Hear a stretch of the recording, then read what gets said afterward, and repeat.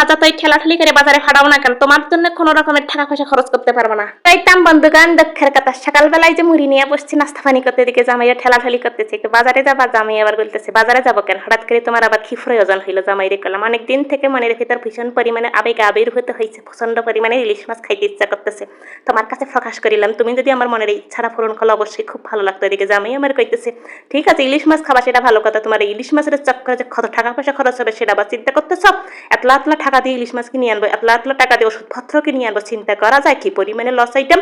চিন্তা করুন। জামাইরে মনের কষ্টের কথা বললাম, নিজের ইচ্ছার কথা বললাম, আবেগের কথা বললাম, এই ধরনের কথাবার্তা বললে কি আর ভালো লাগে? যাই হোক, যতই হোক যাই বলুক না কেন, ঠেলাঠেলি করে যেভাবে হোক জামাইকে ইলিশ মাছের বাজারে পাঠাইতেই হবে। যাই হোক, আবার অনেক কষ্টে পাঠাইছি। এদিকে ইলিশ মাছ রান্নার সরঞ্জামটা রেডি করে নিচ্ছিলাম, আর এই যে একটু পাট শাক ভাজি করবো। ইলিশ মাছের পাট সঙ্গে ফাট শাক ভাজি কিন্তু আমার আবার ভীষণ পরিমাণে খাইতে ভালো লাগে। যাই হোক, এদিকে ফাট শাকটা বসাই দিলাম। এদিকে জামাই তো জানে আমি মাছ কাটতে পারি না, যাই জামাই আমার জন্য মাছটা কাটে নিয়ে আসছে, এদিকে পরিষ্কার করে নিলাম। এদিকে শাকটা বসাই দিয়ে ইলিশ মাছের সরঞ্জামটা যেটা তৈরি করবো সেটা আগে প্রথমে ইলিশ মাছের একটু হলুদ মাখামাখি করবো। ইলিশ মাছের যাই হোক এতলা এতলা টাকা দিয়ে ইলিশ মাছ কিনেছে, তার সৌন্দর্য বৃদ্ধি করবো না, তাকে নিয়ে কোনো রং ঢং করবো না, নিজের স্বপ্নে আবির্ভূত হবো না, বিদেশের এই ইলিশ মাছ নিয়ে ঘুরবো না, সেটা কি হয়? যাই হোক, অনেক স্বপ্নে আবির্ভূত হইয়া ইলিশ মাছের সঙ্গে আবেগে আবির্ভূত হইয়া অনেক রকমের সরঞ্জাম দিয়ে মাখামাখি বিয়ের কদর মদর কইরা। যাই হোক, এদিকে ইলিশ মাছের হলুদ মাখামাখি শেষ। এবার যেটা করবো, ইলিশ মাছের নিয়ে একটু আবেগে আবির্ভূত হইয়া স্বপ্নভূত হইয়া এবার মনের আবেগে চলে যাব। এদিকে ইলিশ মাছে মাখামাখি করতে ভাবলাম যে খড়া শুকনা মরিচ খাবো না, সেটা কি কখনো হইতে পারে? খড়া শুকনা মরিচ বের করে নিলাম। আর এই যে আমার অংঠং, এই রংঢং ডাইকা যে জামাই কেতলা কেতলা পরিমাণে রাগান্বিত হয়েছিল, জামাই আমার বারবার কইতেছিল এত রংঢং করার কি আছে? যাই হোক, তুমি কি বুঝবা আমার রংঢং আর মনের আবেগের কথা? কি তুমি বুঝবা? তোমার মতো মানুষ যদি বুঝতো তা অনেক আগে ইলিশ মাছ কিনে খাওয়াইতা। এদিকে আমার কথা শুনে কইতেছে ইলিশ মাছ যে কত বড় লস আইটেম সেটা সমস্ত আমি তো জানি, তুমি জানবা কেমনি? ইলিশ মাছ এতলা এতলা টাকা দিয়ে কিনে নিয়ে আসবো, সেই ইলিশ মাছের জন্য আবার ওষুধপত্র কিনে নিয়ে আসবো, চিন্তা করা যায়? ইলিশ মাছ না খাইলাম।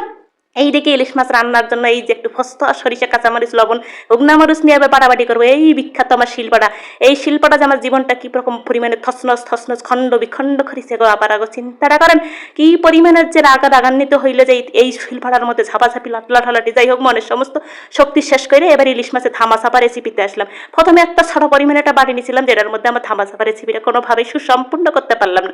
যাই হোক, ইলিশ মাছগুলো মাখামাখি করে দিয়েছিলাম, কিন্তু সম্পূর্ণ হইল না। আমার স্বপ্নে একটু বাধা বিপন্নত হইল। যাই হোক না কেন, স্বপ্ন পূরণ করতে হবে। ধামাচাপা রেসিপি যখন শেয়ার করতে চাইছি, ধামাচাপা রেসিপি আজকে শেয়ার করতেই হবে। সে যাই বলুক, সে যাই হয়ে যাক। দেখো, বড় একটা গামলা বল নিয়ে আসলাম, এই গামলা বলে আজকে রেসিপি শেয়ার করবো, ধামাচাপা রেসিপি। যাই হোক, যেগুলো সরঞ্জাম দিলাম অবশ্যই তোমরা দেখতে পারতেছো, এরকম রান্না সবাই রান্না করতে পারে। আমি অবশ্য পারি না সেরকম, তাই একটু চেষ্টা করলাম। আপনারা কেমন হয়েছে অবশ্যই কমেন্ট করে জানাবেন। কিন্তু গো আপারা, কি পরিমাণে যে স্বাদ হয়েছিল গো আপারা, জামাই এতলা এতলা প্রশংসা করছে।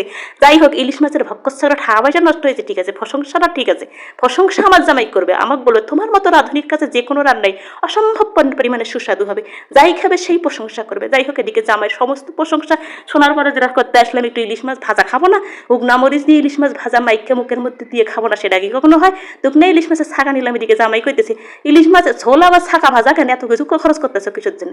যাই হোক, তুমি বুঝবা না আমার মনের আবেগ, আমার মনের আবির্ভূত মনের আকাঙ্ক্ষা তুমি কি করে বুঝবা? যদি বুঝতাই তো অনেক আগে কিনে খাওয়াইতে। এদিকে জামাই আমার প্রচন্ড কথাকে প্রচন্ড রাগান্বিত হইলো, বললো কি তোমার আসলে সঙ্গে কোনো রকমের কথাবার্তা বলতে আসলেই যত রকমের সমস্যা। যাই হোক, যাই করো না কেন, আমি কোনো ওষুধপত্রের দোকানপত্রে দেখতে পারবো না, এটা কোনো কথা?